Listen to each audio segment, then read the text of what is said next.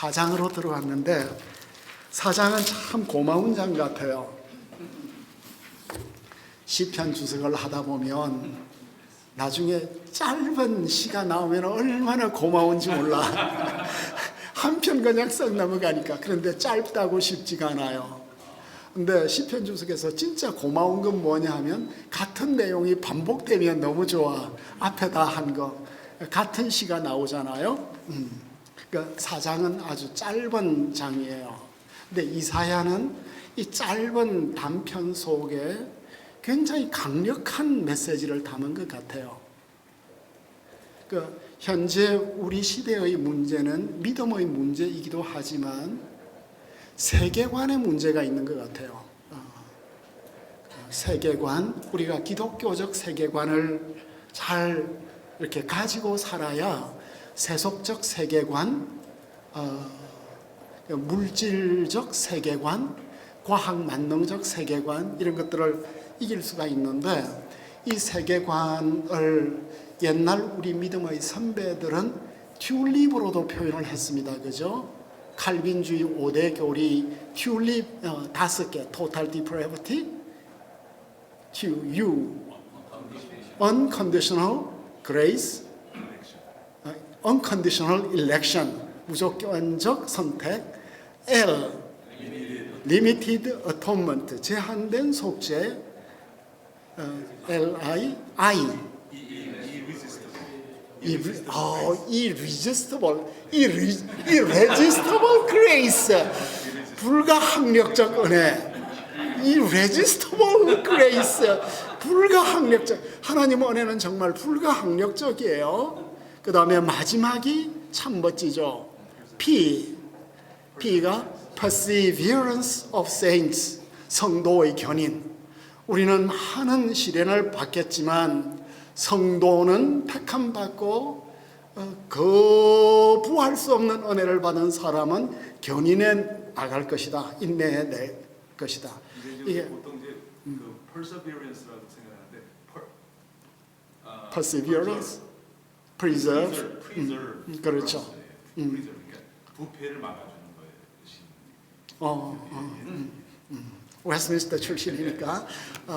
자, 그러면은 이사야는 이것을 어떻게 설명을 할까요? 이사야는 이 4장에서 이사야만의 독특한 메시지를 주는데 첫 번째는 뭐라고 말하죠? 4장 2절에 그날에 여호와의 싹이 아름다울 것이다 하는 이 말이 나오고 여기에서 바로 앞달락에 양식이 없었는데 그 땅의 소산이 나오게 되죠. 여기에 4장 2절인데 우리말 성경에는 왜 이 단어가 안 나오죠? 4장 2절에 바라 아도나인데 4장 2절에 여호와께서 창조할 것이다. 바라 아도나이 베용하후 이후요세마 아도나이 하고 바라 아도나이가 몇 절에 나오지? 바라 아도나이 주님께서 창조하실 것이다. 첫 번째 창조가 나옵니다. 그죠? 창조 새싹이 나오는 5절에 나오네요. 바라 아도나이 알콜 메혼 하르지온 바라 아도나이 주님의 창조. 우리는 처음 창조 신앙을 가져야 돼요. 그죠? 하나님이 태초에 온 우주를 창조했다는 믿음. 두 번째는 출애굽 이야기가 나오죠. 출애굽 이야기는 어떻게 나오고 있습니까? 여기에 보면 5절에 시온산과 모든 지폐에 구름과 연기, 낮에는 구름 기둥, 밤에는 불 기둥, 출애굽 이야기가 나오고 있습니다. 그죠? 그 성막에 주님의 영광이 가득했던 것처럼 다시 우리의 모임에 주님의 영광이 가득할 것이다. 세 번째로는 구원, 뭐가 나오죠? 남은 자의 구원. 하나님께서 남은 자, 생존한 자들 구원하실 것이다. 그리고 그들을 거룩하게 할 것이다.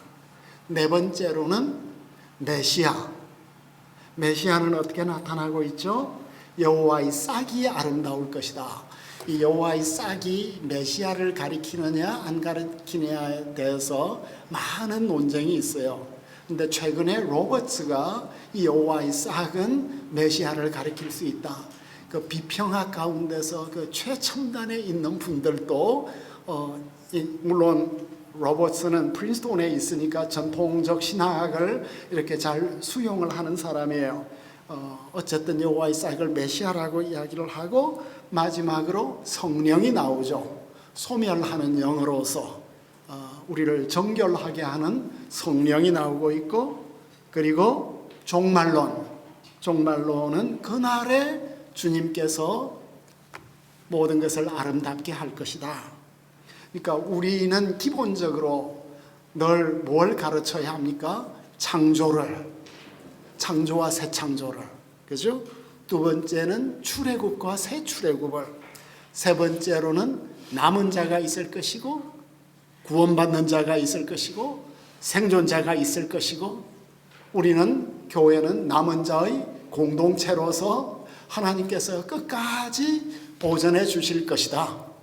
갈릴리의 풍파가 예수님이 탄 배를 그냥 뒤엎을 것 같지만 예수님의 배는 기어이 저쪽으로 넘어가요. 교회 안에 풍랑이 일어나지만 교회는 주님이 지켜주셔요. 그거니 있고, 그 다음 메시아가 여호와의 싹으로 있고, 성령께서 늘 우리를 정화시킬 것이고 거룩하게 인도하실 것이고 새 생명을 주실 것이고, 그리고 예수님의 구원이 완성될 것을 바라보는, 물론 교회론도 있죠, 이 아래. 왜냐하면 새 시온의 모임이 교회니까. 그러니까 이 어찌 보면은 창조, 구원, 그 다음 교회, 메시아, 성령, 종말에 대한 기독교 신앙의 기본적인 뼈대가 이 짧은 단락 안에 다 담겨 있고, 우리는 우리의 설교 가운데 늘 이 뼈대가 우리 영혼의 백본이 되도록, 등뼈가 되도록 우리가 키워야 되겠습니다. 그날이 오면 그날이 오면 신분의 이육사, 그날이 오면 종로에서 내 백가죽을 벗겨서 참 북을 치고 싶다 하는 그날이 오면, 그날을 이사야가 바라보고 있습니다. 그래서 주님의 싹이 ጼ마흐 아도나이가 그냥 새싹이 돋는 것이냐, 새로운 농사가 잘 되는 것이냐, 아니면 메시아를 통한 새로운 은혜의 시대가 오는 것이냐에 대한 논쟁이 있는데, 67페이지인가요? 스티븐스가 오래전에 이거는 자연적인 것이라고 이야기를 했습니다. 싹을 가지고 메시아 칭호가 사용이 되지 않았다. 여기는 가지가 나오기 때문에 새싹인데, 가지가 세마가 추수를 가리키고 아름답다, 영화롭다도 땅의 열매를 가리키고, 이렇게 반박을 오랫동안 해왔는데, 로버츠가 먼저 세마 혹은 가지가 기적적인 추수, 인구의 번성, 메시아를 가리키는 세 가지 설을 검토하면서, 첫 번째 평행법으로 볼 때 주님의 싹은 주님의 땅의 열매하고 이렇게 대꾸를 이루고 있으니까 싹은 열매와 연관된 농사가 아니냐, 이건 이제 평행법에 근거한 논정이죠. 이거는 시노니머스 패럴렐리즘에 근거한 논정이 되겠습니다. 그죠? 근데 평행법이라는 것은 A와 B가 늘 같은 건 아니에요. A와 B는 완전히 같을 수도 있고 완전히 다를 수도 있고, 그러므로 평행법에 근거한 논증은 약하다. 두 번째로 여기에 거룩한 남은 자가 있을 것이라. 거룩한 남은 자라는 것은 주님의 싹이 거룩한 남은 자들과 이어질 수 있다. 그리고 세 번째로는 이사야가 식물 이미지를 통해서 자주 사람을 가리켰다. 그러므로 주님의 싹도 사람을 가리킬 수 있다. 그 다음에 이 본문이 44장하고 매우 유사한데 두 본문이 식물 이미지를 통해서 백성의 회복을 말하고 있다. 따라서 제2행의 땅의 열매는 새로운 백성이 번성할 것을 말하지만 주님의 가지는 ጼ마흐는 싹은 다른 것을 지시할 수 있다. 그런데 11장 1절에서 줄기와 가지는 여기의 싹과 동의어이며 이상적 왕을 가리키고 있어요. 그리고 이사야 11장 10절에서 이새의 뿌리에서 나온 싹도 동일한 인물이에요. 예레미야 23장 5절의 의로운 가지는 스가랴서에서 서룹바벨을 가리키고 있습니다. 따라서 로버스의 결론은 뭐냐면 주님께서 장차 영광스럽게 세우실 대상인 왕이 될 수가 있고 그 왕을 통하여 그 땅의 인구가 폭발하는 것이 자랑과 아름다움의 대상이 될 수 있다. 그래서 이 싹은 메시아를 가리킬 수 있다. 그러니까 복음주의 계통에 있는 사람들은 대부분 이 싹을 메시아로 이렇게 설명을 하려고 하고 있는데 전통적 해석인데 비평학자가 메시아서를 이렇게 주장을 했기 때문에 훨씬 설득이 있다.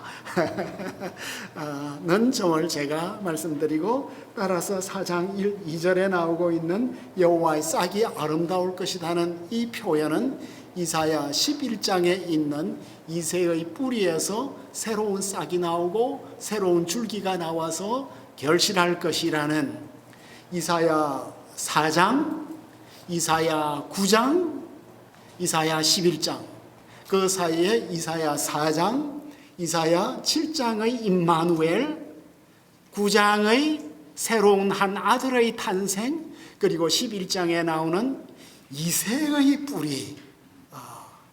그 11장은 왜 다윗의 뿌리가 아니고 이새의 뿌리인가? 이게 참 멋진 것 같아요. 기대하시고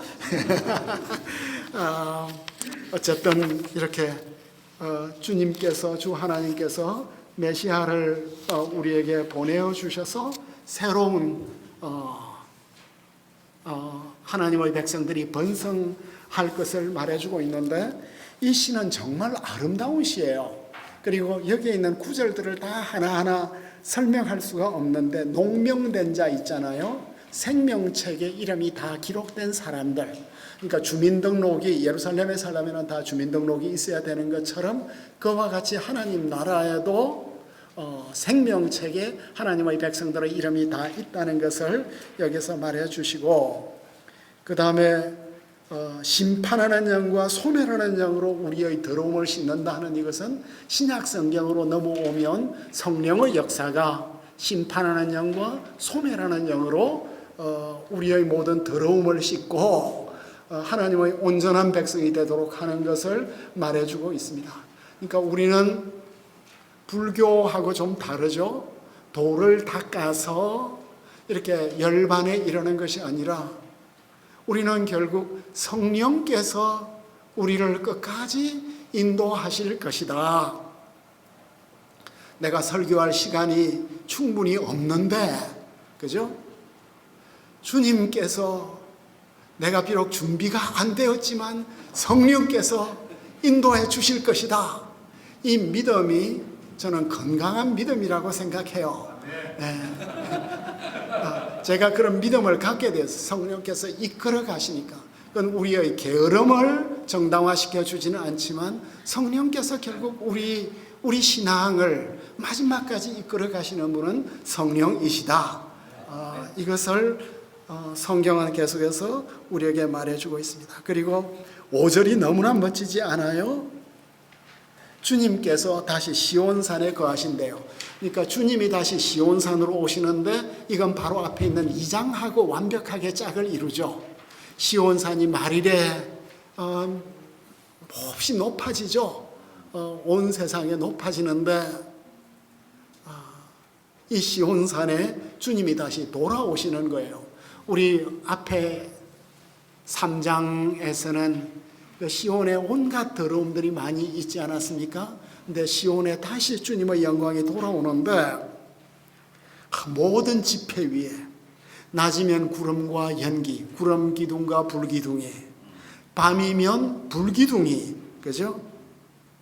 그 불기둥이, 그러니까 하나님의 시내산에 임했던 시내산이 이제 시내산의 은혜가 시온산으로 넘어오는 거예요. 다시 말하면 시온산은 새로운 시내산이 되는 것이 되겠습니다. 그죠? 그리고 그 영광의 덮개가 그 위에 있고 초막이 있고 그 다음에 초막이 있어서 그늘을 또 풍우를 피하여 숨는 곳이 더하리라. 여기에서 제가 5절에 장막은 5절에 장막이 있습니까? 5절에 네, 덮개가 아마 장막인가 보죠. 후파는 천으로 만들어진 것이고 지금 6절에 있는 초막은 수카예요. 그러니까 후파, 수카. 이스라엘의 초막절에 가게 되면 온 이스라엘의 이제 집집마다 앞에 조그만 초막을 만들어요. 종려나무 가지도 하고 초막을 만들어서 옛날 그 출애굽할 때 광야에서 40년 동안 초막 생활한 것을 이제 기억을 하는 거죠. 장막절 배경, 장막절에 비를 달라고 이제 기도를 하고. 그럼 이제 대제사장이 지금은 퍼스트 레바이가 둘이 있는데 그 이스라엘을 대표하는 레바이가 비를 달라고 기도하면 그날 비가 와요. 참 신기해요. 막 비가 뿌려. 이상하죠. 그러니까 그 통곡의 벽 앞에 모든 사람들이 와가지고 죄를 회개하고 비를 달라고 이렇게 기도하면 이상하게 비가 와요. 너무 신기해요. 그러니까 의인의 기도는 참 역사하는 힘이 있다고 우리는 믿어야 돼요. 네. 두 가지 네. 확인하고 가보시는데 네. 5절에 나라 네. 아니 창조 제가 아무리 봐도 5절에 마라라고 하는 단어가 가지고 있는 애를 히브리어를 보니까 네. 이게 이제 에로가 마콘이라고 하는 거하신다라고 하는 처소라고 하는 단어인데 혹시 바라라고 오게 하신 것이 아닌가라고 생각합니다. 아니요, 그 처소라는 것은 메혼이 그 모든 콜 메혼 하르지온 시온산 모든 처소 위에 우바라 아도나이가 있는데, 그러니까 이게 구문적으로 히브리어는 약간 문제가 있는 것 같아요. 그래서 이제 이 BHS를 보면은 바라 대신에 우바, 그 septuagint가 카이 엑세이, 그러니까 그날 주님께서 알콜 메혼 거기에 오실 것이다. 이 모든 처소 위에 오실 것이다. 이렇게 읽었는데 마소라 텍스트는 바라네요. 여기 5절에 네. 앞에 이제 거하신다, 이제 구름 기둥을 만드셨다. 이게 이제 우리말 성경에는 만드시다로 만들다, 창조하다. 박 목사님 잘 보셨습니다. 어쨌든 마소라 텍스트는 주님께서 이 모든 곳에 천막과 장막을 만드실 것이다, 창조할 것이다. 그 히브리어 바라는 하나님만이 하시는 창조예요. 인간이 하는 행동에는 창조라는 말을 쓰지를 않아요. 하나님의 유니크한 역사를 바라라고 이야기를 하죠. 그 만들다. 두 번째는 아까 이제 이사야서가 그냥 아름답다고 하셨고, 네. 이사야서는 이사의 간증도 나오고 묘사도 나오지만 대부분 시로 되어 있죠. 그렇죠. 이건 다 시예요. 전부 다 시. 1장도 전부 시예요. 시로 되어 있죠. 네. 2장도 시고. 이게 이제 그 문학적인 네. 꼭 크리스천이 아니라 네. 유대인이 아니라 아, 이 시적인 이 그 뷰티를 많이들 인정하고 있다라고 하는 기사를 제가 한번 읽어줬어요. 이사야의 시를. 네, 이사야에서 네, 그렇죠. 세상에서 제일 아름다운 시. 근데 이제 네. 한 구절 한 구절 이렇게 보니까 우리가 평소에 사용하지 않는 아주 아름다운 단어들이 굉장히 많이 너무나 장막과 천막과 수카와 그러니까 이 히브리어를 아는 사람들은 이거 보면 막 가슴이 떨릴 것 같아요. 난 이사야 전공한 사람들이 참 안타까운 게 이 시를 모르고 다 전공을 해가지고 그래서 제가 이번에 이사야서를 볼 때 로버트 로우스죠. 로우스가 이사야서 번역도 하고 이렇게 주석도 많이 했거든요. 옥스포드 교수였어요. 그러니까 패럴렐리즘에 대해서 처음으로 이렇게 이야기를 한 사람이 로우스였는데 로우스가 이걸 어떻게 다루었나 이렇게 좀 살펴보기도 했죠. 그분은 시정을 아니까 참 아름다운 건데 또 우리는 이걸 다 내러티브처럼 이렇게 다 빡빡하게 써가지고 이 시각적인 것도 안 들어오고 이 운율도 안 느껴지고 그렇지만 여러분들은 복이 있는 분들입니다. 이사야를 비로소 시로서 이렇게 느껴보고 싶으니까. 영어 성경은 다 그 시로 이렇게 그렇죠. 평행법으로. 네, 맞아요. 그다음 세계관의 네. 세계관 그리고 모든 세계관 하면 세 가지를 얘기하잖아요. 창조, 타락, 구속. 근데 여기는 타락에 대한 게 없는 것 같아요. 사장에. 우리의 모든 더러움을 씻을 것이요. 네. 오히려 그 앞에 3장이 오히려 타락의 모습이 적나라하게 드러나고 네.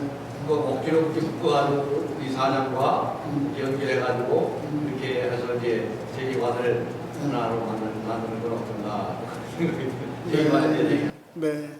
어쨌든 참 앞으로 우리는 큰 이 세계관의 충돌을 경험하지 않을까. 왜냐하면 기독교를 이 공격하는 이게 전방위적이 되었잖아요. 그러니까 우리가 기독교인으로서의 정체성을 지키고 살라고 하면 왜 저들이 우리를 공격하는지, 우리 세계관이 어떻게 다른지, 그리고 우리가 지켜가야 할 세계관이 무엇인지. 우리는 굉장히 열린 세계관이에요. 우주적 세계관이고, 그러니까 우리 세계관이 저는 우월하다고 생각해요. 그러니까 막시즘 가지고 결국 우리나라가 앞으로 살아갈 수 있는가? 결코 난 막시즘이 승리하리라고 생각지 않아요. 그래서 이런 관점, 이 본문을 다룰 때 우리가 여기에도 세계관이 있구나. 이사야서 4장을 다루면서 그 어느 누구도 세계관을 다루지는 않을 거예요.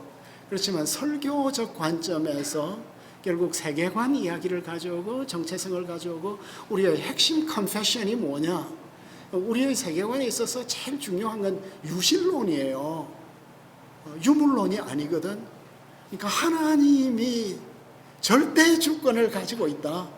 그리고 절대로 인간의 이성과 과학이 우리에게 행복을 가져다 주지 못할 것이다. 진정한 아름다움과 행복의 세계는 여기에 있다. 이런 확신을 우리가 가져야 끌 수 있을 것 같아요. 그래서 세계관적 관점에서 일단 저는 이 주석을 막 해내니까 이게 주석이 어떻게 설교에 적용이 될까? 설교는 현대에 대해서 말을 해야 되니까 우리는 세계관에 대해서 얼마나 많은 혼란을 지금 느끼고 있어요. 그죠?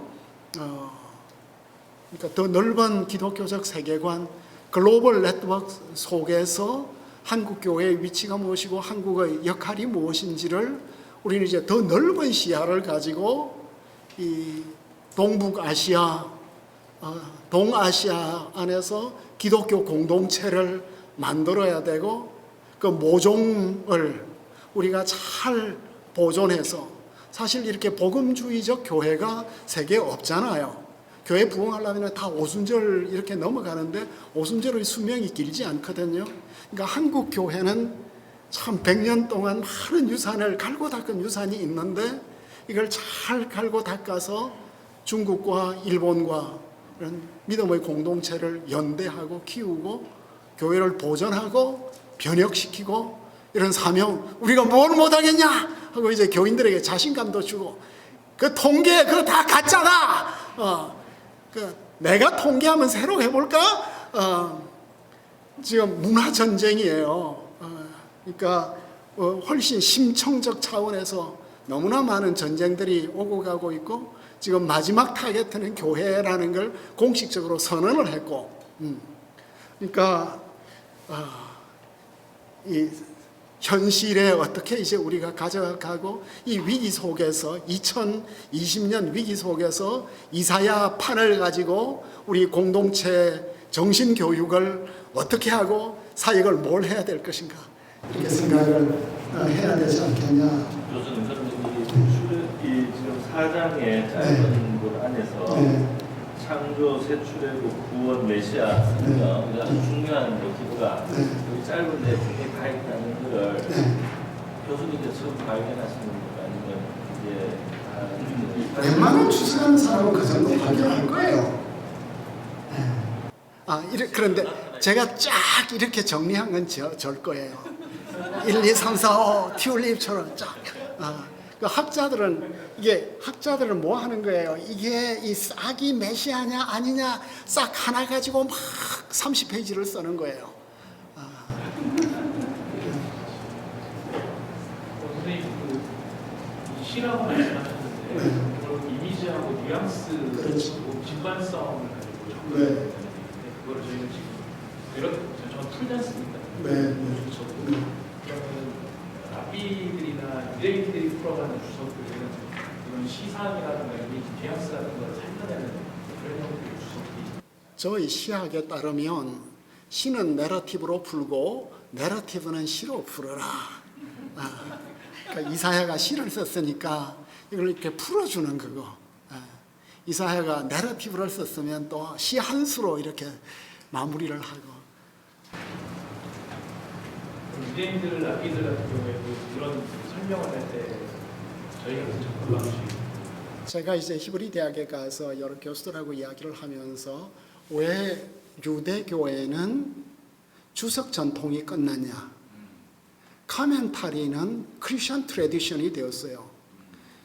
유대인들은 주로 탈무드적, 미드라시 이쪽을 가고, 그리고 현대 유대인 학자들은 다 비평학만 해요. 그러니까 주석 전통이 없어요. 근데 최근에 들어서 유대 랍비들도 이렇게 설교를 열심히 해요. 그 설교하는 거 보면은 주석들을 좀 해요. 그러니까 한국 교회에도 결국 주석 전통이 들어온 거예요. 박윤선을 통해서. 근데 이제 이 주석 전통이 어떻게 잘 이어갈라나 좀 우려되는 점들이 있죠. 우리 목회자들에게 이사에서 설교 준비할 때에 가장 추천하시는 포인트가. 그러니까 김혜건 교수가 주석을 상당히 잘 썼어요. 이사야서 주석을, 김혜건 박사는. 근데 그 초판 나오고 끝나버렸어요. 그리고 이제 그 김혜건 박사의 주석을 보면, 김혜건 박사도 이제 프린스톤에서 이제 공부를 해놓으니까 비평학이 너무 많이 들어와 있고, 그리고 이제 이렇게 치밀한 주석보다는 자기 설교를 막 담은 거예요. 그러니까 내가 김혜건 것을 몇 개 인용을 못했어요. 그리고 후반부는 정중호 교수가 이제 했는데,